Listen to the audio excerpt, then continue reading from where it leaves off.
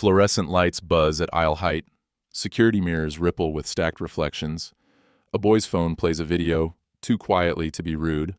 A female voice saying, "Like and subscribe for more stories that challenge prejudice and celebrate courage." The words hang a second, swallowed by checkout beeps. Monica Morris, in blue scrubs, counts bills twice and smooths a receipt flat with her palm. The receipt is still warm from the printer. A hand clamps her wrist. "Ma'am, you didn't scan that detergent," the security guard says, low and close. His lanyard badge shows J. Reed, Security.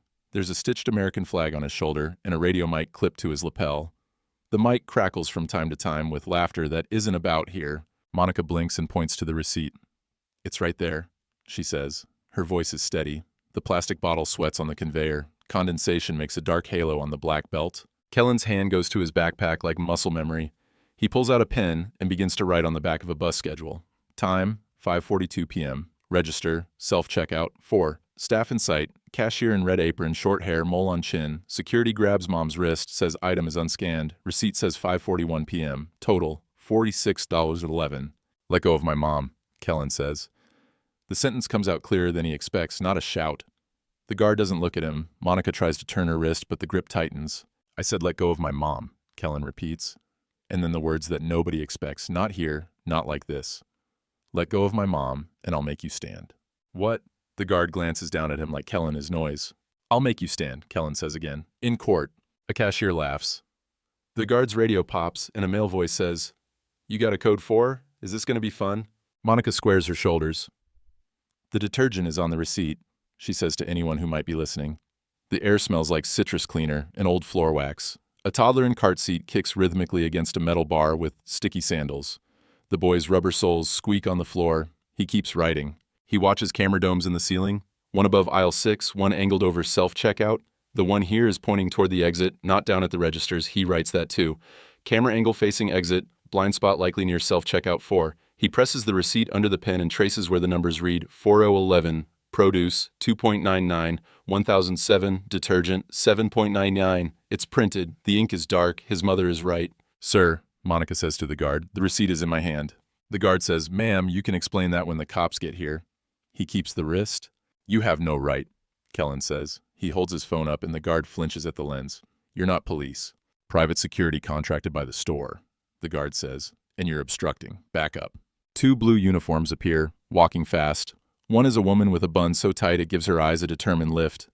The other is tall, taller than Kellen by a tree. "Everyone calm down," the woman says. "Hands where I can see them." Kellen lifts both hands and the phone. Video starts. He says what the time is into the mic. He films the receipt, the detergent, the guard's hand on his mother's wrist. He pans with care, slow like a documentary he once saw in class. The officer's nameplate reads Atsumi. "Ma'am," Officer Atsumi says to Monica, "can I hold that receipt?" "You see it," Monica says. "You can read." "Ma'am," says the tall officer. His nameplate reads H. Klein. "Please don't be rude." "Rude is calling me a thief," Monica says. Her jaw is a line. "We'll figure this out," the tall one says. He looks at the guard. "What's the probable cause?" "Unscanned item," the guard says. "Based on what?" Kellen hears himself ask, camera steady. "According to the receipt, the detergent is scanned." "Kid," the tall officer says without turning. "Step back." "What's your name?" Kellen asks into the phone. He moves a step back anyway. Klein says. "Now step back." The guard finally releases Monica's wrist. Pressure marks bloom, pale ovals that fill with red slowly like spills soaking a napkin. Monica breathes out. She hands the receipt to Officer Atsumi. The officer glances, then looks up like someone who isn't willing to read out loud here. "Ma'am, do you have ID?" "In my wallet," Monica says. "In my purse." "Don't reach for it," Klein says. "Where's your purse?" "In my cart," she says, "in the child seat." "Kid," Klein says to Kellen, "get your hands out of your pockets." "My hands are up," Kellen says. He can see the child's sandals still tapping. The voice inside the phone app says, "Recording in progress, bright and neutral." The guard says, "She tried to pull away when I stopped her." "No, I turned," Monica says. Her voice goes flat. "You twisted." "Is that a witness?" Klein asks the cashier with the mole on her chin. She says she didn't see. Her face says she saw everything and wants no part of it. Another employee, teenager, says he heard some shouting. The toddler's mother says, "This is upsetting my child." And the store manager appears from somewhere impermeable, tie slightly askew, smile pulled tight. "Folks," the manager says, "let's resolve this." His name tag reads Voss. He smells like cologne and printer ink. They can resolve, but they don't. The process is a process that keeps walking. Monika's purse is retrieved by Officer Atsumi, opened slowly, ID removed, returned. There's a pause while a radio checks something. The guard repeats a version of events where Monika got combative and made a scene. The manager nods like he knows how paperwork is born. When a second unit arrives, Kellen's thumb shakes. He changes hands on the phone. "Mom," he says, "don't say anything." She looks at him and nods. She has taught him to carry cash for the bus because the card sometimes fails. He has taught her to say, "Officer, am I being detained?" She asks it. It doesn't matter. In the words of the police report later, according to Security Officer Jay Reed, suspect attempted to remove unpaid merchandise, became irate, pushed officer, escalated to disorderly conduct. According to responding Officer Klein, suspect was non-compliant during investigation. Based on store employee statements, suspect placed under arrest for simple assault and shoplifting. In Kellen's notes, they knew she had ID and a receipt. The guard touched first. There were cameras. There was a voice in his ear that made jokes. The cuffs on his mother are double-locked with a clink. He sees the way she tucks her shoulders to not knock the detergent off the belt as she's turned.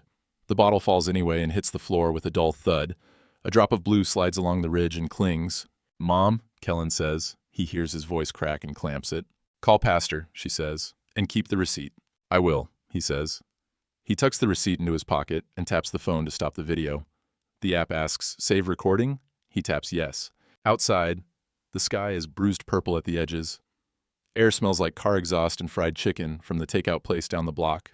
He writes more on the back of the bus schedule with his pen grinding into the paper faster than it has ink to give. Officers: Atsumi, Klein, Guard, Jay Reed, Manager, Voss, Witness, Cashier Westramole, wouldn't say. Inside self-checkout dome, camera pointed wrong way. Other cameras above, produce, door, pharmacy. Ask, who maintains? He circles the word maintains until the paper tears. In the precinct waiting area, he sits on a plastic chair molded to deter sleep. A TV mounted high plays a talk show with captions like a translator from a mean language. A janitor mops, stops, leans both hands on the mop handle, watches the screen, resumes. The clock above the window says 7:29 p.m. Kellen texts Pastor Jerome. "Mom arrested at Stop and Go on Sheffield for shoplifting and assault, not true. Can you come?" He texts Ms. Ross, his robotics club teacher. "Might miss practice. Emergency." He texts the number on a public defender flyer taped lopsided under the window. It rings, then recordings. He leaves a message, says his name clearly, spells the last name like a spelling bee he wants to win. A woman in scrubs 2 shades lighter than his mother's sits, breathing through her mouth like pain learns patience here. A man in a hoodie knocks his leg against a table leg. The knocks line up with the clock's second hand. After midnight, they say she can go home. Charges to be determined. A citation for disorderly conduct is printed on thin, slick paper that curls at the edges. The bondsman's number is stapled to it. The staples are neat and small. The woman behind the glass says, without lifting her eyes, "Court date on the back." "I didn't do anything wrong," Monika says to Kellen in the whisper quiet of the car as Pastor drives them home. "Promise me you know that." "I know," he says. The receipt crinkles in his pocket like a dry leaf. He knows they have to make other people know. The apartment smells like coffee from the morning and whatever was cooked on the floor below. Their door sticks at the bottom, and the carpet catches under it like teeth. He flips the switch. One bulb in the ceiling is out. One flickers like a story from a campfire. He opens his backpack and empties it onto the kitchen table. He lines up the pages as if neatness can become fact. Receipt at top, bus schedule with notes under it, a page from his composition book. He writes, "To do, 1. Save video to 3 places. 2. Write names and badge numbers. 3. Get store camera info. 4. Witnesses. 5. FOIA. He Googles FOIA New Jersey. The state site calls it Oprah. He reads the words twice. Open Public Records Act. He reads the steps. He learns that if the store participates in a city, grants for security cameras, some of their footage could be considered public record. He learns the name of the coordinator, Office of Public Safety Partnerships. He writes that down. The next day, he goes back. The stop-and-go manager smiles as if he's owed an apology for the inconvenience of the day before. "We can't give you footage," he says. "That's for law enforcement." He says law enforcement like it deserves italics. "I'm requesting records through Oprah," Kellen says. He has printed the form and filled in the blanks in block letters. Camera footage from 5:30 p.m. to 6:30 p.m., from cameras over self-checkout and main entrance, date, name, address. He slides it across the counter like a letter being mailed. The manager's smile thins. "We're a private business," he says. "You're part of the Safe Shopper grant," Kellen says. He points at the sticker on the door that he didn't notice yesterday because his eyes were too busy on the hand on his mother's wrist. A blue shield with the city logo and the words, "This business participates in Safe Shopper Neighborhood Security Initiative." "That's for money to help us help the city," the manager says. "Then you're subject to the retention and review clause," Kellen says. He sounds like he knows everything about it, which he doesn't yet, but he will. He reads at night, his phone screen lighting his face blue, while his mother sleeps on the couch because she always falls asleep in front of the TV after late shifts. "Kid," the manager says softly, with the kindness of a man who thinks he understands how to shut a door, "you should let the lawyers handle this." The door closes anyway. The lawyers, at this point, are a voicemail and a stack of pamphlets. Ms. Kim calls later. "I'm Laura. I'm with the public defender's office," she says. Her voice is warm and tired. "I have your mother's case." "She's innocent," Kellen says. "I know a lot of innocent people," Ms. Kim says, as if it's not sarcasm. "Send me whatever you've got. Documents, photos, videos. Don't post anything online yet." He sends everything. He organizes the files into folders with names like 01 Incident Video, 02 Receipts, 03 or Possible Witnesses, 04 Research, Safe Shopper, or Opera. He includes a PDF of the Oprah request he hand-delivered to the city office. He includes a screenshot of the Safe Shopper grant application guidelines he found on a WordPress site that hasn't been updated in a year. According to the Safe Shopper documentation, 2018, recipients receiving grant-funded surveillance equipment must comply with quarterly audits, maintain footage for 60 days, and provide access to recordings when investigations involve public safety concerns. He highlights that part with a digital marker. He sends that too. At practice, he tells Mr. Patel he can't stay late this month. He has a case. Mr. Patel doesn't ask what kind, just nods and says, "I love cases," and tells him about a robot that learned to balance a broom. "You just stand there and watch as it tries and then it doesn't fall," he says. It's beautiful. In the evenings, Kellen sits at the kitchen table and lays out papers like a map. He draws the store from memory. He marks where the cameras are. A above produce, B over pharmacy, C by doors, D over manager's office. E is the dome above self-checkout 4, pointing out by mistake or design. He writes to Ms. Kim, "Could we argue negligent camera placement?"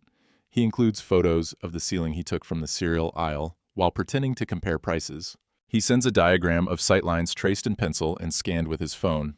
He sends his note, "Blind spot near our station at time of incident, but maybe camera C by doors caught angle." He includes a still shot of the entrance camera sign that says all persons entering this premise consent to video recording for security purposes. He requests records from the city. He fills in online forms with drop-down menus. He learns to spell compliance like he's always known how. He meets a woman in a gray cardigan at the city clerk's office who takes his request with a look that is not unkind, just used to wrong forms. 10 business days, she says. He writes that down too. The Sunday after, pastor lets them speak after the service at Bethel Gospel. The congregation is a spread of eyes that either know this story by heart or will one day. The microphone pops once before it settles. Monica speaks at the lectern. "I was arrested for buying detergent," she says. "You know me. You know my son. We aren't crazy. We're used to being careful. We were careful. It didn't matter." "Say it," someone says from the back. And it's not anger. It's agreement. Kellen stands beside her with a stack of flyers he printed at the library. The top says, "Witnesses sought. Stop and go. Incident 5:40 p.m. Last Wednesday." He put his phone number in a Google Voice number because Mr. Patel told him not to put his real phone number on flyers, and he listened. He collects 3 names. One woman says she saw the guard grab, then thought better of it, and looked away. "I'm sorry," she says, hugging him. She smells like cooking oil and perfume. The first court date sits like a stone. He sits with his mother on a hard bench in Municipal Courtroom 3B. The walls are beige, the color of compromises. The flag on the wall stands straight. The crest of the state looks down like a reminder of Latin. No one here speaks, but everyone feels. The judge, Honorable Beltran, moves through the docket like cleaning a long table after a party. Public Defender Kim, in a gray blazer, sits beside them and flips through a folder with pink tabs. State v's Monica Morris, the clerk says. No priors, charges petty theft, simple assault, disorderly conduct. Ms. Kim stands. The assistant prosecutor, a man with a tie, the orange of a produce sticker, stands. His name is Harrow. His face says he is holding his breath against the smell of the room. Your Honor, Ms. Kim says, we request dismissal. The state alleges shoplifting of an item clearly on the receipt. We have video evidence, witness statements, and proof of receipt. She taps her folder. Mr. Harrow says, Your Honor, the state is willing to offer an adjournment in contemplation of dismissal if Miss Morris admits to disorderly conduct. He says the words like he's offering candy for a child to stop crying. Kellen shifts. He feels his lungs go shallow. Ms. Kim says, We're not interested in pleas. We request discovery. We need the store's surveillance footage, communications between security and law enforcement, and Safe Shopper grant compliance records. Harrow's eyebrows go up to the invisible thing that keeps them from floating away. This is a municipal case, he says. We don't need to litigate city policy. The store participates in a public-private security grant, Ms. Kim says. That triggers obligations. There's a public records request pending. We ask the court to order preservation. Denied at this time, Judge Beltran says without looking. You can subpoena whoever you want. Next. The gavel taps its little wooden home, gentle and cruel. Kellen stands. The room does not like when people stand who the room didn't invite. Your Honor, with respect, he says, voice steady. If you let go of my mom, I'll make them stand. His voice lands in the stale air like a dropped glass. Harrow smirks without showing teeth. A laugh pulses through the back benches. 1, 2, stifled. The bailiff says, Order. The judge looks up finally, like someone noticed a fly. You'll make who stand? The judge asks. The compliance officer for Safe Shopper, Kellen says, the city's program, and the store manager and the guard on the witness stand. He gestures at it. It looks small now, like a stage a child might build with shoeboxes. Someone laughs openly this time, and it's the guard. He is here, in a clean shirt and a tie that almost matches. Kid, he says softly, shaking his head. The court laughs with him. Ms. Kim says, quiet. Sit, Kellen. He sits. The sound of his jeans against the bench is too loud. The judge says to Ms. Kim, control your client's mouth. Understood, Ms. Kim says. They don't win that today. They win time. The next date is 6 weeks out. 6 weeks is an ocean. If you can swim, a ditch, if you can't. Monica goes back to work because she has to. Her visits are cut. Some client's son heard she was arrested and requested someone else. She doesn't argue. She finds the bathroom at work stocked with a different brand of hand soap and stares at the label, like maybe the change means something. Kellen learns new words. Motion to compel. Subpoena duces tecum. He says them under his breath like a prayer, syllable by syllable, on the bus to school. He reads a blog by a journalist in their city who posts PDFs of public records as if they are works of art. Her name is Maya Ortega. He sends an email. I'm not a source, I'm a son. He writes everything in the body because he thinks attachments might go to spam. She writes back that night. I'm at the rec center on Pelham at 6 tomorrow. Meet me. Bring everything. The rec center smells like sweat and wood and bleach. In a corner room, under a bulletin board with flyers about ESL classes, Maya sits with a laptop and a legal pad. She wears silver hoop earrings and an expression that uses time like a scalpel. The laptop camera is covered with a sliding plastic eye. She says, Tell me what you can prove. Receipt, he says. He slides it across. A corner has sweat darkened. Video, my recording, names. He slides his notes. He shows the Oprah receipt from the clerk's office. Safe Shopper, he says. This is a thing. They have to have an audit. Who's responsible for the audits? Maya asks, clicking. She finds a PDF with a city seal and a signature from a deputy director whose name is new. Based on internal documents, she says, reading, the Office of Public Safety Partnerships requires quarterly compliance reviews. That's paper. The question is, who does the real work? Who's the street-level eyes? She nods to herself. Contractors. J. Reed, Kellen says. His badge said J. Reed. Maya finds a press release about the Safe Shopper pilot launch. City officials smiling next to a row of small business owners. Phrases like, enhance community safety and public-private collaboration ring like coins on concrete.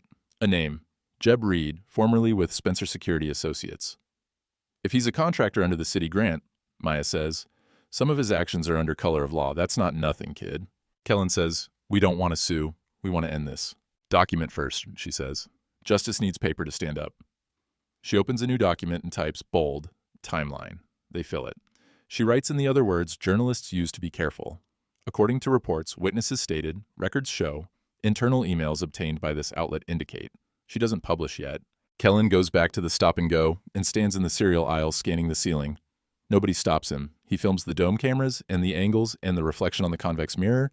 He tapes the store's posted return policy to his wall just to have more paper that might become relevant if you stare at it long enough. The Oprah comes back before the next court date. The city sends an email with 3 links to downloads. The subject line is Borough Response, Morris Request. In the attachments, 1. The Safe Shopper grant agreement with the store. 2. A list of participating businesses. 3. Monthly compliance check reports. The third file is a string of PDFs from months where nothing really happened. Check marks in boxes, initials scrawled like shorthand prayers. Then, a gap. No compliance reports for 4 months. Then a memo. Program staff departures, audits to resume next quarter. He forwards it to Ms. Kim and to Maya with a subject line. They broke their own rules. Ms. Kim calls. This helps, she says. It's not a fire yet, it's smoke. Smoke is enough to call the neighbors, Kellen says. When the clerk denies his request for footage, citing privacy, he writes back, pursuant to Grant Agreement Section 5C, retention period is 60 days. Preserve the footage. If not, spoliation. He uses the word spoliation because Ms. Kim taught him. It feels like a spell. He finds another angle. A delivery driver from All City Florist had a dash cam pointed at the storefront. He knows this because he asked every delivery driver who came in, and because he stands outside with a sign he made that says, "Were you here Wednesday, 5:30 to 6:30? Did your camera catch the entrance?" He collects phone numbers on a legal pad and copies them to his notes. One delivery driver, a woman with a buzz cut and a tattoo of a line of small stars on her wrist, sends him a clip. The clip shows the entrance doors sliding, his mother's blue scrubs moving inside the glare, the guards stepping from the left of the frame. The entrance camera inside the store, if anyone preserved it, would show more. But subtraction is also proof. If a system designed to watch didn't watch, that is a design. Ms. Kim files a motion to preserve and compel. Kellen reads the draft. He circles lines and writes notes like a marginalia committee of 1. He adds an appendix with his diagram of camera placement. He adds the dash cam video link. He adds the clause from the grant about audits. Ms. Kim smiles in a text. "You're very good at this." "Don't tell me," he writes back. "Tell them." He wants to write, "Tell the court, tell the world," but he is not a Facebook post. He is a boy in a room with a lamp and a stack of paper and a mother who is asleep on the couch. Maya emails.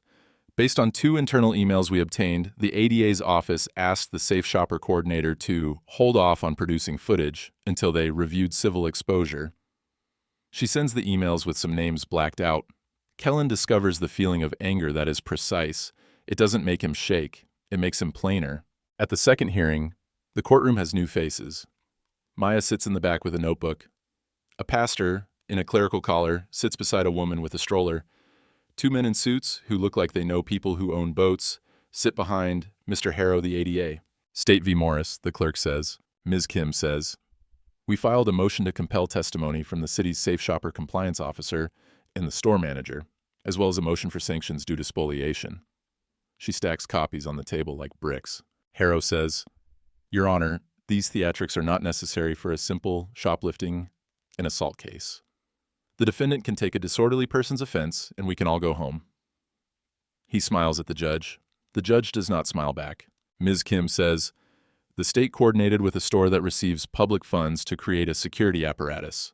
A witness under that apparatus's authority initiated physical contact with my client based on a false claim. Internal emails show the state asked to delay production of evidence. We need to know why."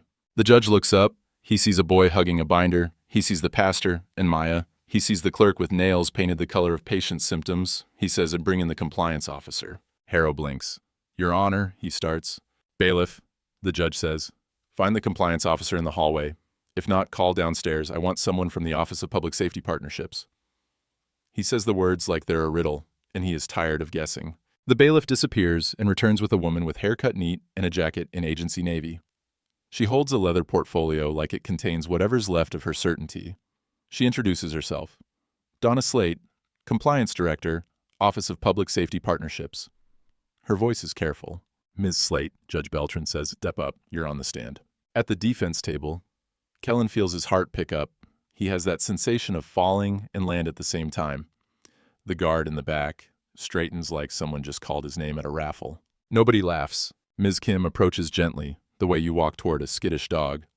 "Ms. Slate," she says, "according to the Safe Shopper grant, Participating businesses must retain footage for 60 days and undergo quarterly audits. Is that right? Yes, Slate says. Were audits conducted at Stop and Go on Sheffield in the quarter before and after the incident involving Ms. Morris? Slate flips a page in her portfolio. No, she says. We were short-staffed. So they were not in compliance. They were out of compliance on reporting, Slate says. We were catching up. Were you aware of a request from the ADA's office to delay production of footage and documents? Ms. Kim asks, voice polite like sharp cutlery. I received an email, Slate says. We were asked to coordinate. I was told it was to prevent public release before... She stops, like a dog that knows the fence line. Public release before what? Before an internal review, Slate says. Did your office tell the store to preserve the footage? Ms. Kim asks. Yes. Did they? I was told there was a technical issue, Slate says. The entrance footage was overwritten. For a date less than 60 days prior, Ms. Kim asks. That's against your rules. They said the system was updated, Slate says. Her eyes flick to Harrow, like the room moved around on rollers. Ms. Kim holds up a printout of the grant clause. The rules aren't suggestions, she says. She offers it to the bailiff for the court. Objection, Harrow says. Relevance. Overruled, the judge says. Ms. Kim's next question comes on a careful breath. Ms. Slate, you performed spot checks of camera placement. Did you note blind spots? Slate looks at her paper. We noted that some self-checkout cameras were angled for exits. Did you direct the store to correct those placements? Slate hesitates. We recommended adjusting, she says. Did they? Not to my knowledge, she says. Thank you, Ms. Kim says. She steps back and looks at Kellen for a half-second that nobody else sees except him. It's a look that says, you did this? The judge leans forward. In bench language, this is leaning forward a lot. Mr. Harrow, he says, why was this footage not preserved? Why was production delayed? Harrow's tie seems brighter now. Your Honor, the state did not instruct the store to destroy. Nobody said destroy, the judge says. They said overwritten. Careless negligence can be as corrosive as malice. Either way, it undermines the integrity of this process. Harrow's jaw works. It's a municipal shoplifting case, he says. It's a case about a citizen's liberty, the judge says. In my court. He taps the gavel as if to call back a point that just ran out the door. Ms. Kim calls the store manager next. Voss takes the stand with a smile that is losing a fight with gravity. She asks about training. He says employees are trained. She asks about the guard's authority under the grant. He says he thought they could detain. She asks where he learned that. He says people say. She asks about the angle of the camera. He says he never looked. And are you aware, Ms. Kim says, that the dashcam footage from outside shows the guard stepping in front of Ms. Morris before the officer arrived, blocking her exit? He says he hasn't seen it. She plays the clip on a screen propped at counsel table. The 6-second video is nothing but a door with applied tint and a sliver of a blue scrub. But now the court is trained to read very little for very much.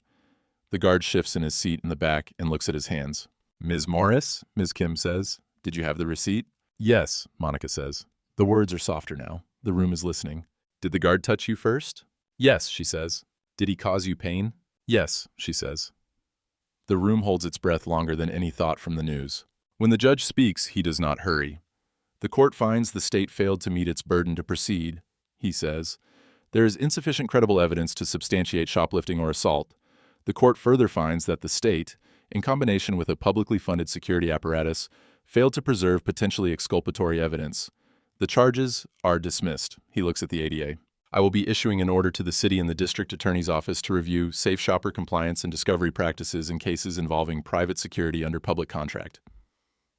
He looks at Kellen then, maybe without meaning to. We stand when truth is presented, he says. And then he's a judge again, wooden gavel tapping a wooden sound. On the steps outside, microphones appear. This is now a scene they write stories from. Maya holds a mic, but keeps it in her lap. She asks nothing. She knows she is not the story. She is its custodian. The pastor holds Monica like a brother. The guard is nowhere to be seen. The manager has melted into a crowd. Harrow walks fast to a car. Kellen, a reporter from a local station says, how did you learn to do this? Her hair is perfect. Her eyes are satisfied with this prefix of victory. Read, he says. Write, ask, repeat. He knows that isn't TV. He says it anyway. Monica says, into one microphone, we thank the court. We are grateful. But this isn't about us winning. This is about not needing to fight this hard to not be called a thief in a store where my money spends the same. The next day, his phone pulls in new kinds of calls. A city council member's assistant asks to schedule a meeting. A lawyer offers pro bono advice. The Stop and Go corporate office sends an email that says we regret the incident. It contains 4 bullet points and the sincerity of a napkin apology. It says, we will retrain staff, we will review camera placement, we will revisit policy, we will remain committed to our community. It does not say sorry. Pastor says the church will hold a forum on public-private surveillance. Maya publishes her story with a headline that manages to be both restrained and sharp. According to public records, city-funded security program lapsed as case against home health aide crumbled.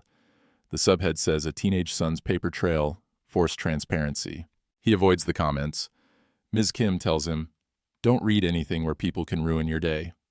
He listens. Someone leaves a note under their door, in crooked block letters, "Thank you." Some version of thank you comes from the bodega owner across the street who says he's always felt watched but not seen. For Mr. Patel, who writes on the whiteboard at robotics practice, documentation is a form of engineering. The Office of Public Safety Partnerships announces a new compliance dashboard on its website. The dashboard is one page with green check marks that are, for now, just wishful. Maya writes another story with screenshots and the phrase based on internal draft documents to remind people that public statements can be either windows or curtains. In the school hallway, a boy asks what it's like to make a grown man stand. Kellen says, "It's not like that." The boy shrugs and runs to lunch. Friday, Monica makes oxtails for dinner. She hums as she dices onions in a rhythm Kellen knows. He saw her cut with the same motion when he was 6, when he was 10, when he had his first crush, and she pretended not to cry because he turned into more person than she could carry. She holds her wrist under the faucet like the cold will cure a memory. The red marks have faded, but the phantom of a handprint stays until you decide it can go. After dinner, Kellen opens his laptop. He takes a deep breath and hits record. "My name is Kellen," he says, eyes steady. "I'm 14. My mom was arrested for something she didn't do. This is how we proved it." He shows the receipt. He shows the diagram of the store. He shows a blur of a dashcam video. He says, according to the grant, they had to keep the footage. They didn't. According to the emails, they delayed. According to the judge, the truth wasn't optional. He pauses. He thinks of what matters to say now. Document everything, he says. Rely on facts. Ask people for help. Don't be afraid to say what you know. And if someone tells you to sit down when you're telling the truth, stand up. He lets that breathe. He closes with, "Like and subscribe for more stories that challenge prejudice and celebrate courage." He uploads. He waits. The bar doesn't move any faster because he stares. In a letter that arrives a week later, the city says, "The Office of Public Safety Partnerships appreciates your engagement. We are updating policy. It is signed by someone in a building with a hallway that smells like wax and air conditioning. The letter is printed on paper, thick enough to pretend it is more than words." At the community forum, the guard appears. He stands in the back, cap in his hands, and waits until questions turn to confessions. He says, I thought I was doing my job." He looks at Monica. "I'm sorry." The room has a sound that is a little like forgiveness and a little like inventory. There is solace in it, but no absolution. That is too cheap and would rust anyway. The pastor closes this forum with a verse and then his own words. According to the report, he says, "Blessed are those who hunger and thirst after righteousness, for they will be filled." In this city, the filling sometimes comes with paper and pen and procedure. It is still blessed. Kellen walks home with his mother under streetlights that pop on late. The night smells like rain that might not come. His mother says, "You made them stand." He shakes his head. "We made a table," he says. "They stood because there was a place to stand." She laughs, and it's the kind that fixes things. "You're my son," she says. In the morning, the dashboard on the city website shows one more green checkmark that might be real. Maya writes, based on updated filings, audit compliance is improving. The ADA's office issues guidance that prosecutors will not ask to delay production of footage in municipal cases except in narrowly tailored circumstances defined and posted publicly. It reads like it was written by someone who learned what a sentence can do. Monica gets a call from the client's son, who asked for someone else. He says his mother wants her back. Monica says she'll think about it and then says yes. Work is work, and what you can do with your hands isn't guilty. The city council passes a resolution. All public-private security programs must post clear signage of camera placement and blind spots, must undergo independent audits, must notify participants of rights. It is a resolution, and that's not law, but it is paper that can become something harder if people push. Kellen's video reaches not 1 million people, but enough to fill the downstairs of the rec center twice. Comments come that say, "We needed this," and ones that say, "This is your 15 minutes, child?"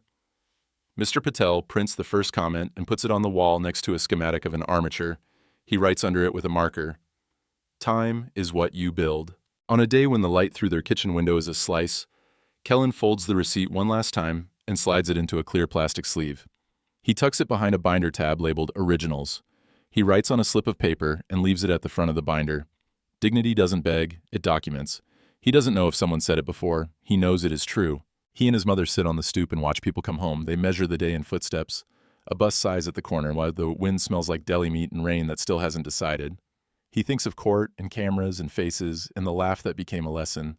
He thinks of the judge's face when he looked at him, not like a boy, but like an answer to a question that finally arrived. He says, almost to himself. And it could be the start of another video, or just a note to the part of him that kept writing when it felt like words were too light. Like and subscribe for more stories that challenge prejudice and celebrate courage. Not for the algorithm, for the practice of asking people to stand with you. He touches the edge of the binder with the pad of his thumb. The paper is smooth. The story is not over. They never are. But this chapter has an ending. The city will do some things right and some wrong. The cameras will be angles and artifacts. The next person will need a place to stand. He knows now how to make one. They go inside. The door sticks, but less. The bulb flickers and then holds. He thinks of everything he has seen and written, and the simple quote he will keep in a place that doesn't need the internet to be real. We stand when truth is presented.